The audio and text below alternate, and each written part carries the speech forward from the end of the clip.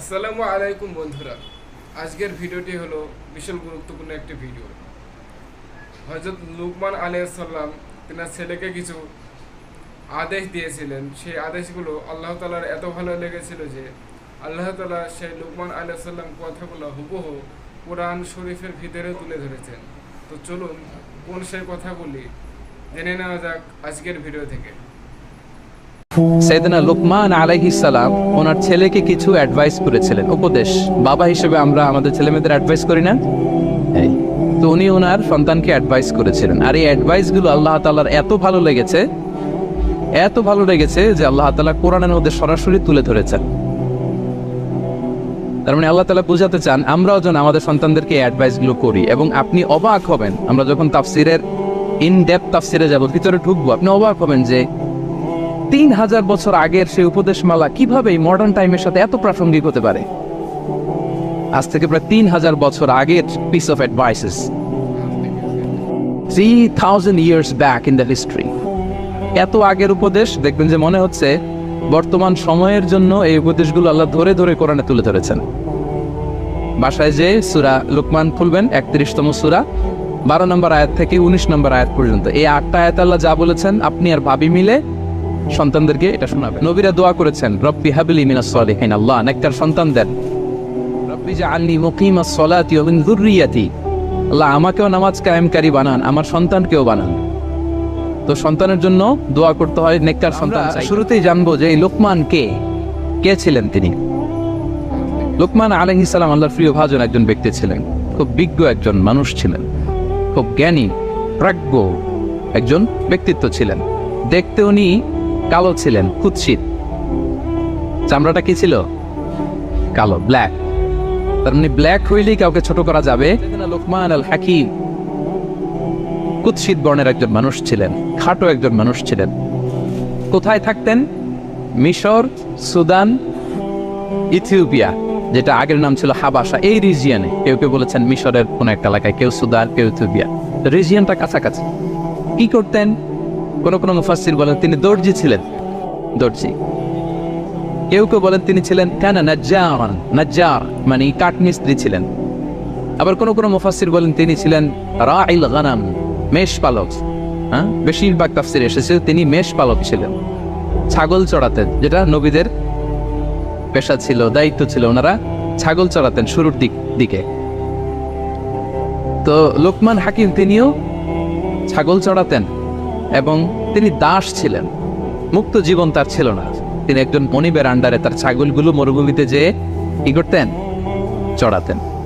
মজার ব্যাপার হচ্ছে, সারা দুপুর, সারা বিকেল, সারা দিন ছাগল চড়িয়ে আসার পরে লুকমান যখন বাসায় ফিরে আসতো, তখন এলাকার লোকজন সবাই লুকমানের কাছে জড়ো হতো, আর উনি তাদেরকে তার প্রজ্ঞা, তার বিজ্ঞচিত কথাগুলো শেয়ার করতেন, শোনাতেন, এগুলো বলতেন।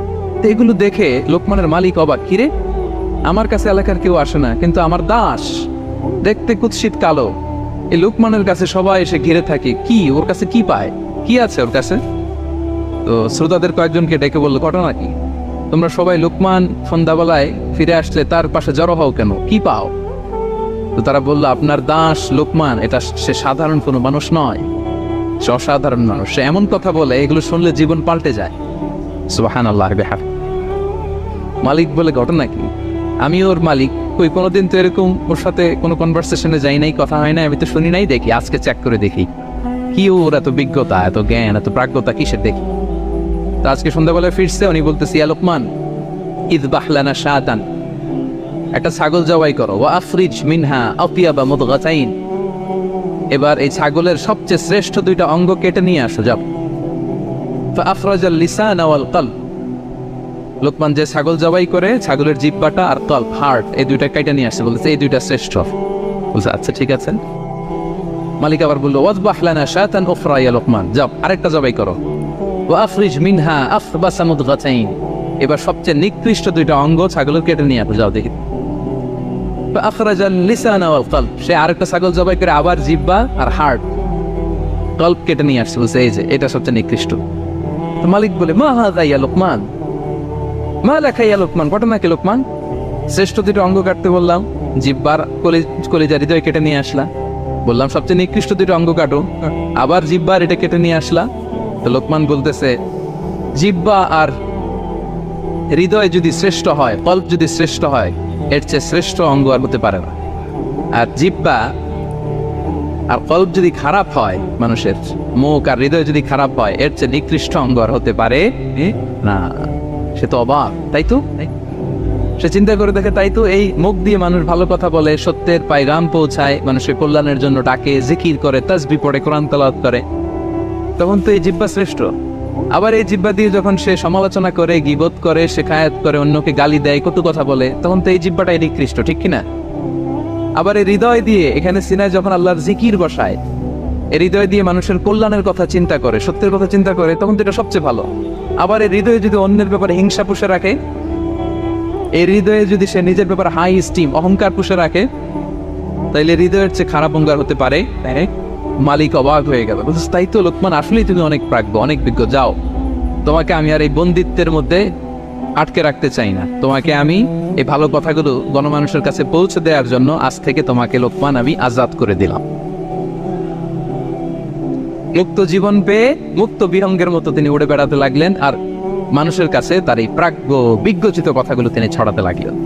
তো তিনি তার সন্তানকে ডেকে বলেছিলেন, কিছু উপদেশ দিয়েছিলেন ডেকে, যে বাবা এটা করো, এটা করো, এটা করো, এটা করো না।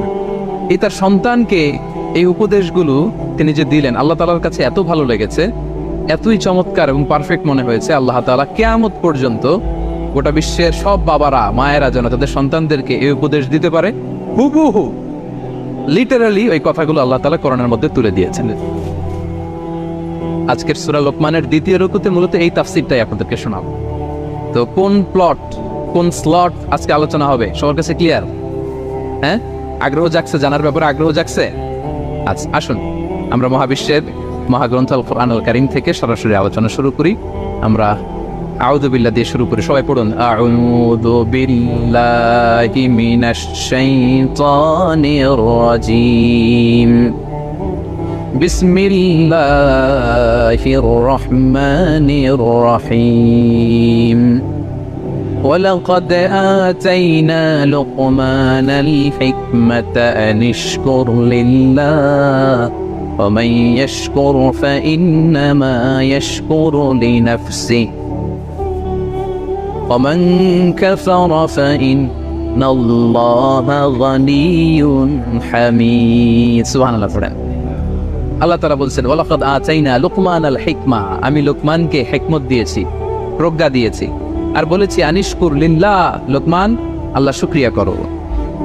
ওমাই ইয়াশকুর ফাইন্নামা ইয়াশকুরু লিনাফসি, যে আল্লাহ শুকরিয়া করে সে তার নিজের জন্যই করে, এটা নিজের জন্যই ভালো।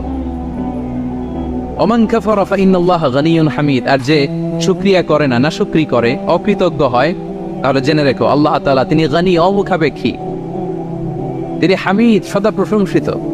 সুবহানাল্লাহ পড়েন। তাহলে আল্লাহ তাআলা বললেন, আমি লোকমানকে প্রজ্ঞা দিয়েছি, হিকমত দিয়েছি। হিকমত, হিকমত শব্দের সাথে আপনারা পরিচিত আছেন না? আমি লোকমানকে হিকমত দিয়েছি, এটা অনেক দামি জিনিস, সবার থাকে না। হিকমত জিনিসটা কি? না, জ্ঞান হচ্ছে নলেজ, আর হিকমা হচ্ছে বাংলায় বলে প্রজ্ঞা, হ্যাঁ, ইংরেজিতে বলে আচ্ছা উইজডম। হিকমত আর ইলমের মধ্যে পার্থক্য আছে। হিকমা is something more than knowledge. আজকে শিখে যান, ইলম মানে যেটা জ্ঞান বা নলেজ, নলেজের সাথে যখন কমন সেন্স যুক্ত হয় তখন এটা হিকমা হয়ে যায়। সুবহানাল্লাহ কইতে বললেন না? নলেজ, নলেজ আর common sense, I repeat, knowledge আর কমন সেন্স ইকুয়াল টু হিকমা বা উইজডম। শুধু জ্ঞান থাকলেই হয় না, জ্ঞানটা কিভাবে আপনি অ্যাপ্রোচ করবেন, প্রচার করবেন, প্রেজেন্টেশন করবেন, উপস্থাপন করবেন, এটা জানার দরকার আছে না নাই? অনেকের অনেক জ্ঞান আছে, কিন্তু কিভাবে বলতে হয়, কতটুকু বলতে হয়, এটা জানে না, তাই না? তাহলে জ্ঞানকে কাজে লাগানোর যে মেকানিজম, যে কর্মকৌশল, এটার নাম হিকমা। আল্লাহ বলেছেন হিকমতের সাথে দাওয়াত দাও, উদউ ইলা সাবিলি রাব্বিকা বিল হিকমা, হিকমতের সাথে দাওয়াত দাও।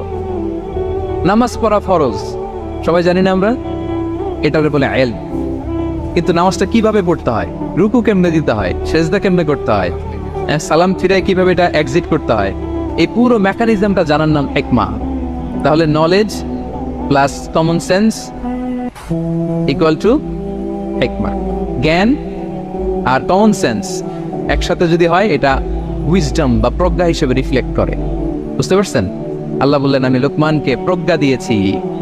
হ্যাঁ, ওমাই ইউতাল হিকমাতা ফাকাদ উতিয়া খায়রান কাসীরা, আর যাকে আমি প্রজ্ঞা দিয়েছি তাকে আমি অনেক কিছু দিয়েছি।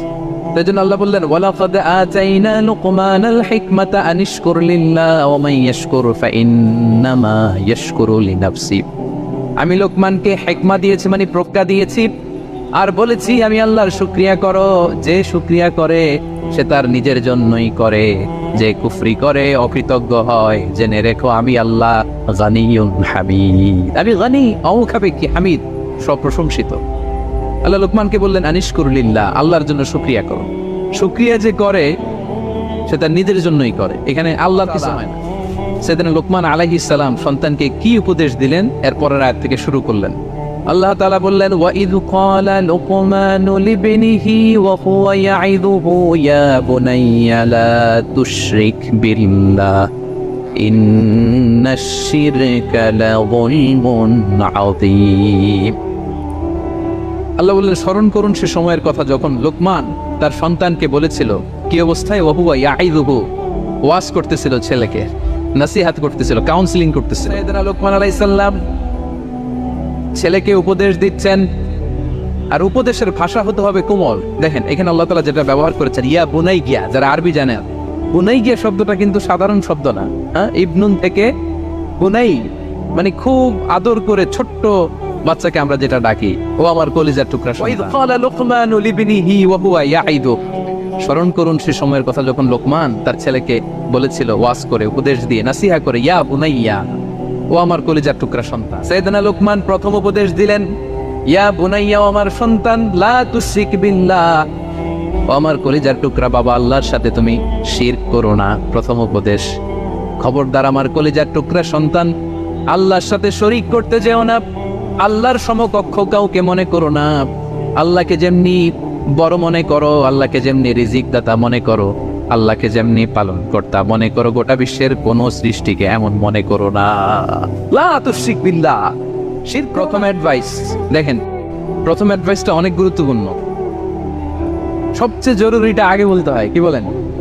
আগে বলতেছে লা তুশরিক বিল্লাহ, ও আমার সন্তান আল্লাহর সাথে শরীক করো না, কারণ ইন্নাশ শিরকা লাযুলমুন আযীম, আল্লাহর সাথে শিরক বড় পাপ, এটা হচ্ছে যুলমুন আযীম, অনেক বড় জুলুম। লোকমান আলাইহিস সালাম বললেন ইয়া বুনাইয়া লা তুশরিক বিল্লাহ, ও আমার কলিজার টুকরা সন্তান, খবরদার খবরদার, কশিনকালে আল্লাহর সাথে শিরক করবে না, কারণ শিরক হলো সবচাইতে বড় জুলুম, সবচেয়ে বড়। ইন্নাল্লাহা লা ইয়াগফিরু আন ইউশরাকা বিহি ওয়া ইয়াগফিরু মা দুনা যালিকা লিমান ইয়াশা।